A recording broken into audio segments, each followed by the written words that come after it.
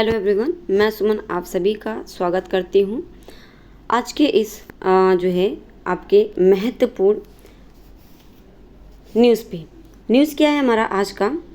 राजस्थान का है और राजस्थान शिक्षक भर्ती के बारे में एक खबर आई है जिसमें कि आपका बताया जा रहा है कि इसमें आपके जो 10 लाख बेरोज़गार हैं ना, उनको राहत मिलेगी। ठीक है ना। तो ये सरकार की तरफ से ये बात कही गई है कि 10 लाख बेरोज़गारों को मिलेगी राहत। क्या बात हुई है इस पे? देखिए, सारी चीज़ें हम ध्यान में जो है सारी चीज़ें ध्यान से हम देखेंगे।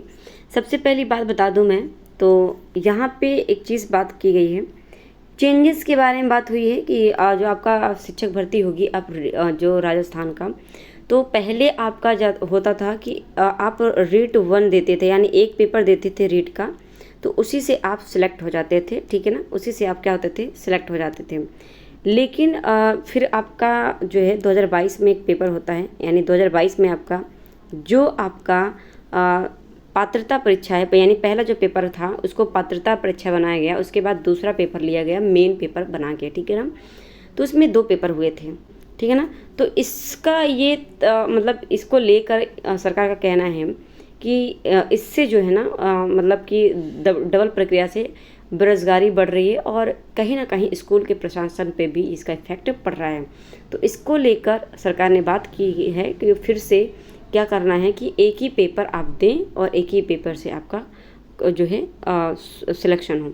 तो ये सारी चीज़ें हम चलिए अब देख लेते हैं, यहाँ पे पढ़ लेते हैं बारीकी से। ठीक है ना। शिखर रीट के का पेपर लीक होने के बाद पिछली सरकार ने तृतीय श्रेणी शिक्षक भर्ती के लिए 2 परीक्षाओं का फार्मूला लागू किया था। ठीक है ना, 2 फार्मूला लागू किया था। अब आई होप ये दिख रहा होगा। सत्ता बदलने के बाद अब शिक्षा मंत्री मदन दिलावर ने प्रथम श्रेणी के व्याख्याता से तृतीय श्रेणी शिक्षक भर्ती तक के लिए एक परीक्षा कराने के संकेत दिए हैं। शिक्षा मंत्री के इस प्रस्ताव पर मुहर लगी तो 10 लाख बीएड और बीटीसी, ठीक है ना, बीएसटीसी डिग्रीधारियों तथा जो प्रथम, द्वितीय और तृतीय श्रेणी के जो शिक्षक हैं की तैयारी करने वाले अभ्यर्थियों को राहत मिलेगी। 2 परीक्षाओं से नौकरी में देरी हो जाती है बच्चों को। ठीक है ना, यानी जो आपके जो विद्यार्थी हैं, सरकार का मानना है कि शिक्षक भर्ती के लिए 2 परीक्षाओं के फार्मूले से बेरोजगारी की परेशानी बढ़ती है। तृतीय श्रेणी शिक्षक भर्ती की तैयारी करने वाले अभ्यर्थियों को पहले रीट परीक्षा में सफल होने के बाद कर्मचारी चयन बोर्ड की मुख्य परीक्षा देनी होती है। 2 परीक्षाओं की वजह से देरी से नौकरी होती है। ठीक है ना, यानी बच्चों को नौकरी मिलती है और जिसका असर स्कूलों की शिक्षा व्यवस्था पर भी पड़ता है। ठीक है ना, 1 टाइम रेट से थोड़ी राहत मिली। जितने भी 1 टाइम रेट हुए वो ठीक थे। पिछली सरकार के समय तृतीय श्रेणी की जो भर्ती रहे, तृतीय श्रेणी शिक्षक भर्ती की तैयारी करने वाले अभ्यर्थियों को 1 टाइम रेट पास करने के जरिए थोड़ी राहत दी गई।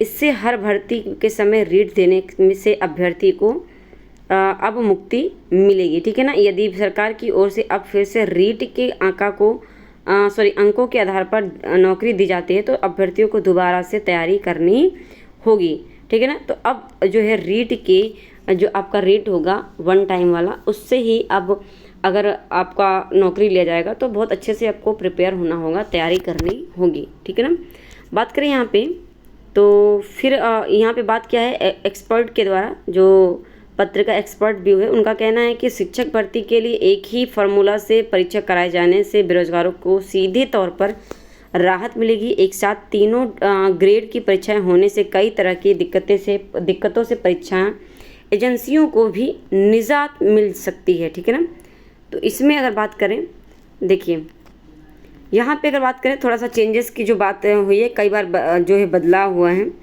तो कई बार बदला तृतीय श्रेणी शिक्षक भर्ती फार्मूला।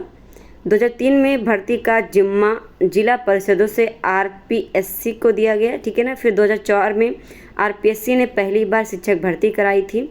फिर 2009 में निःशुल्क अनिवार्य शिक्षा का अधिकार अधिनियम लागू हुआ। उसके बाद 2011 में रीट परीक्षा हुई। फिर आपका 2012 में आरपीएससी से जिला परिषदों को भर्ती के अधिकार दिए गए फिर से उनको। उसके बाद फिर 2016 में आरटेट को ख़त्म करके करके क्या किया गया, आरटेट को ख़त्म कर दिया गया, फिर रीट के माध्यम से भर्ती कराई गई। फिर 2022 में आपका दोबारा जो हुआ कि रीट को पात्रता परीक्षा घोषित कर दिया गया था और फिर रीट को अब रीट व एक अन्य परीक्षा के आधार पर चयन होता है। ठीक है, तो ये बात आपका कहा गया है। दूसरा बात अगर बात करें तो अंक निर्धारण में भी बदलाव हुए हैं कि 2012 में आरटेट के 20% अंक लिखित परीक्षा के अंकों में जोड़कर जिला स्तर पर मेरिट बनाई जाती थी और 2013 में बात करें आरटेट के 20% अंक मेरिट में जोड़े गए। 2016 में 70% जो है रीट के अंक और 30% स्नातक के अंकों को वेटेज दिया गया। तो ये सारी चीज़ें बदलाव हुई थी और ये बात आपकी बहुत इम्पॉर्टेंट है, इसे ध्यान में रखना है आपको। और बात करें तो 10 लाख बेरोज़गारों को मिल जाएगी अब की राहत, अगर बात करें तो, अगर इन्होंने सही से ये सारे काम किए जो भी बोला है। ठीक है ना, तो बात करें यहाँ पे देखिए, ये फ़िलहाल तो अभी न्यूज़ है और अभी जब तक कि आपका वेबसाइट पे नोटिफिकेशन अच्छे से ना आ जाए ना तब तक हम नहीं कह सकते कुछ, लेकिन इसको ध्यान में रखना है। ठीक है ना, अगर सरकार का कहना है ये बात तो हो भी सकता है।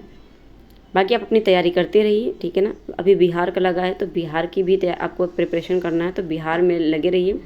और देखिए जीएस सबका सेम होता है, थोड़ा सा बिहार का यहाँ का राजस्थान का क्या है, संस्कृति जो यहाँ की हिस्ट्री है, हिस्ट्री को अलग से पढ़ते रहिए। ठीक है ना, तो आपके साथ में तैयारियाँ होती रहेंगी। ठीक है ना, आई होप ये सारी चीज़ें आपको समझ में आ रही होंगी और आपको ये जो न्यूज़ है आपको कैसी लगी, ये आपके लिए कितना बेनिफिट रहा है, ये कमेंट करके ज़रूर बताइएगा।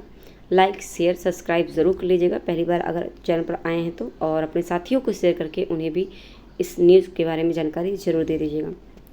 मिलते हैं अपने क्लास में, आज के लिए इतना ही, धन्यवाद।